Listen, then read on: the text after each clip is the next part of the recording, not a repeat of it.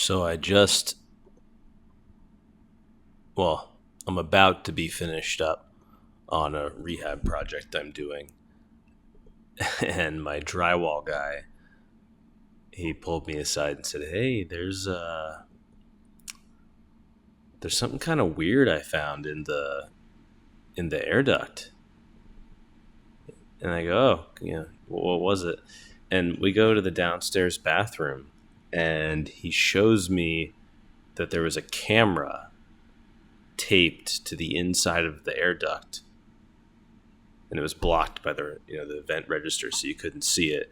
And it was pointing at the downstairs bathroom. Now this house has been empty for a while. No one's living in it. But I guess the previous owner was a pervert or something. It wasn't hooked up to anything at the time. Maybe there was some wiring that was done, but the guy got rid of it. So I I've done a lot of these, and I've never experienced that before. So that was a new one. So I guess now I have to make sure I check all of the air vents whenever I start a new project. Oh, it's crazy. Um, but yeah, something recently happened. Not happened. I guess I've been noticing this on a lot of properties that are rented now, are being rented, listed for rent. Now, I don't know if we're gonna find any just looking randomly, but something that like really blows my mind is when property managers. Oh, here we go. So this isn't really that bad of an example because at least it's well lit. But like, what are these photos? Like, look at this. What is this like tilted, drunk photo of a property? What is this? Are you trying to get this place rented? I don't understand. Like, yeah, it's not the perfect property. It looks like it's I guess listed fairly for whatever maybe not. Like what are like the this is not difficult to pay somebody a couple $100. And there's another one. It's insane. Let's see if I can find one. Okay, here we go. Like, it is not that difficult. Oh wait, what? Whoa, the resolution on this is all jacked up. Man, these people. Like, I'm kind of blown away. It costs like you could potentially get it done for free from like somebody who's learning how to do photography, but it just shocks me how many realtors and property managers are willing to list a property that doesn't have good photos, and then they wonder why it sits on the market. Okay, here's an example. Oh, Invitation Homes. There you go. Professionals. Like, they're taking photos of the property, different angles in the same rooms from the corners, so you kind of get an idea of what it looks like. Now, honestly, these photos seem like they have really shitty resolution, but A for effort, I guess. This is Invitation Homes, which is one of the largest, like, it's like a hedge fund basically that owns rental properties. Like, they can't shell out a couple $100 for a local photographer to like take some decent photos. Like, I've seen Invitation Homes all over the place in the city, huh? Like, the amount of properties that I've seen listed where, like, okay, this one's clearly a vacation rental, right? Okay, cool. So they've got the drone shots, kind of an idea of the area. They got the inside, look, like, this was a photo taken by somebody, at least from my estimation, who knows how to use maybe some speed lights and flashes, and gets a good shot of the room so what it looks like. And then I look at and granted, yeah, I get it, they're renting it for $20,000 a month, but there's no excuse for any of these cheaper properties. There's no reason why Invitation Homes Like, this just looks like they're using a cell phone. Like, you can make the property look so much better with professional photography, and it doesn't even cost that much. Like, the first impression matters. And like, what is it with people in the city doing like these like they're not level? Like, okay, this isn't bad. This looks fine. This is showing me what it looks like. Might be, they might be using a cell phone. If they are, they're better than most. But yeah, I don't understand like how I see so many of these properties that are listed for rent. It's malpractice. And that brings me to another point of me complaining. Like, this is me complaining, but this is just my experience speaking.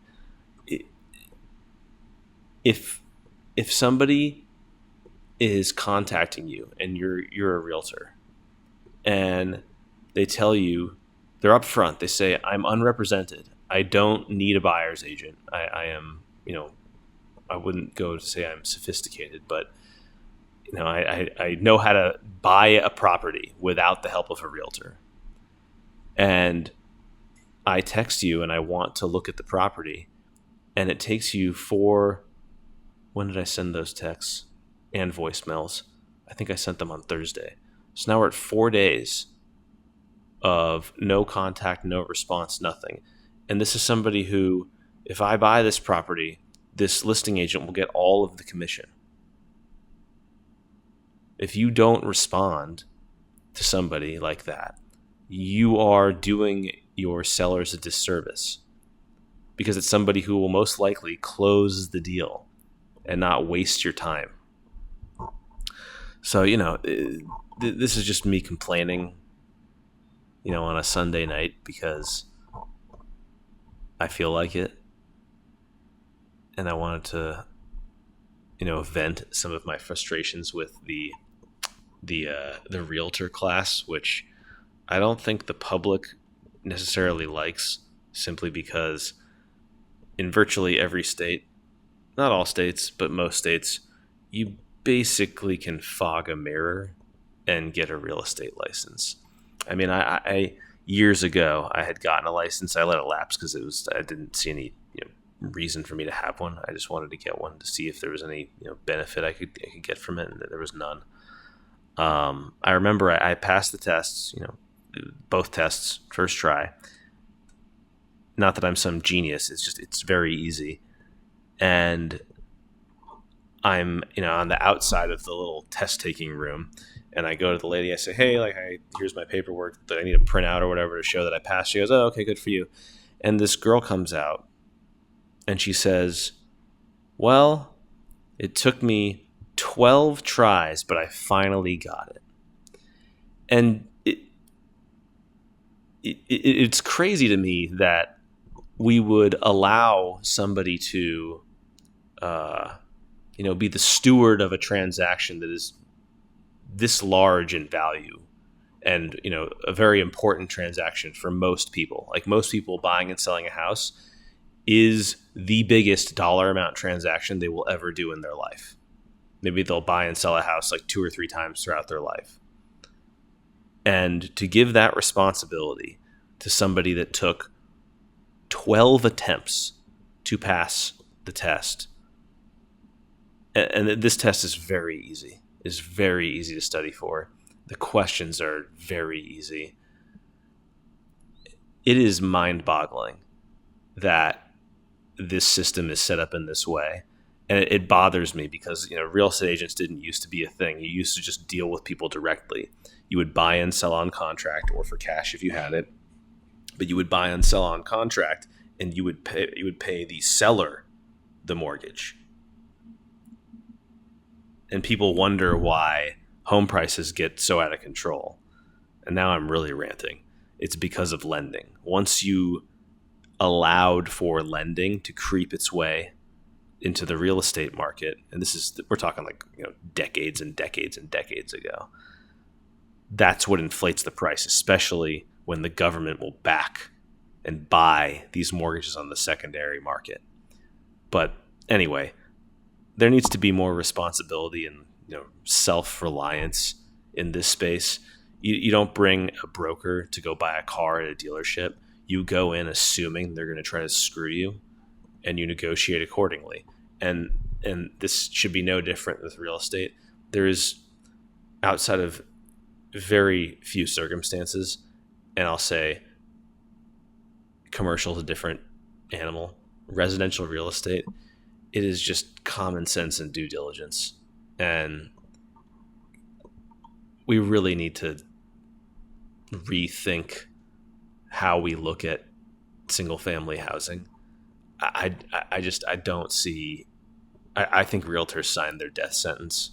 When they started doing these deals with Zillow, it's just a matter of time. I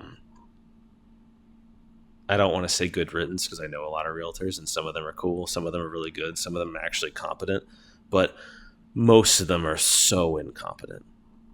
And what I see them doing is I consider it to be malpractice. When I see a rental listing that doesn't have professional photos, I don't care what price point it is.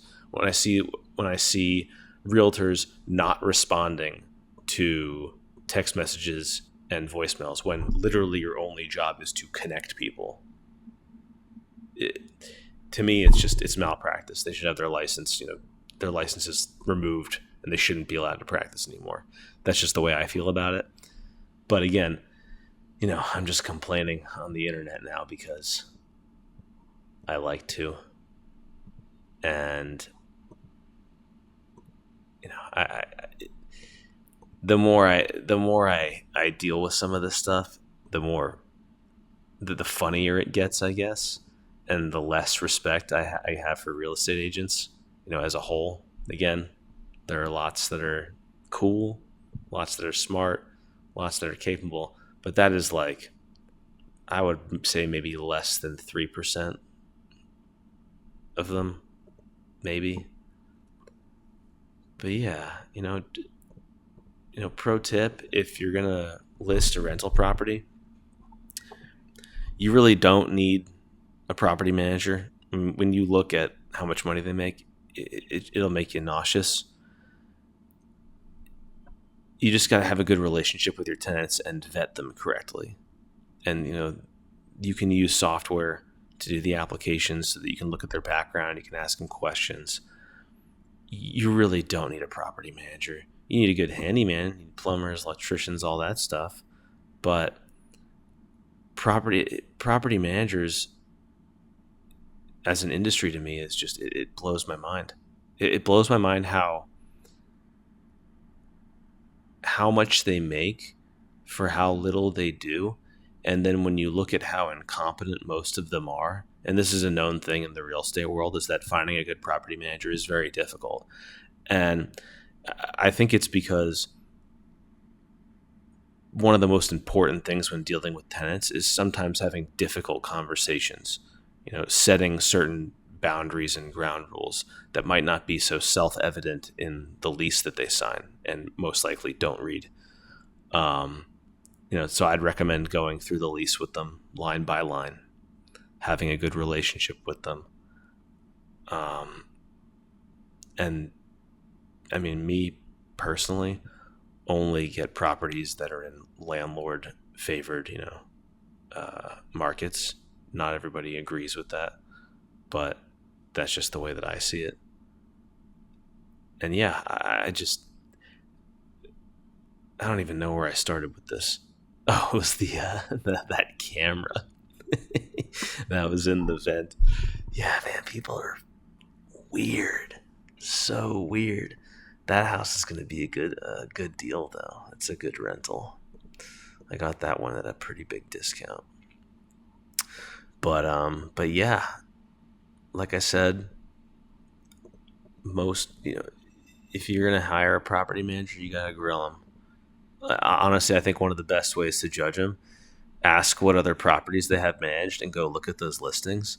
And if you see this crap where they have these crooked ass photos, with terrible lighting, I would just go, yeah, I'm gonna pass, and just go on to the next one. It might take a while to find a good one, but it's just that minimum level of giving a shit and caring that, to me, makes all the difference. Like professionalism, how fast somebody communicates. And I'm not a very, I guess, professional person in that sense, but I do communicate very well, quickly. Unfortunately, I'm glued to my phone, but when something needs to get done, I make sure it gets done immediately, if it can be done immediately. And then I communicate that to the tenant. Hey, I've got a guy coming to fix this toilet at this time tomorrow. Okay, cool. Let me know if you're going to be there. If not, I'll swing by. If not, we can schedule another time. Just keeping the lines of communication open. This is something that I have noticed when dealing with just people in general. They have a very difficult time doing it, which I cannot wrap my head around it if you want to get something done. But this is just, I guess, the nature of humans.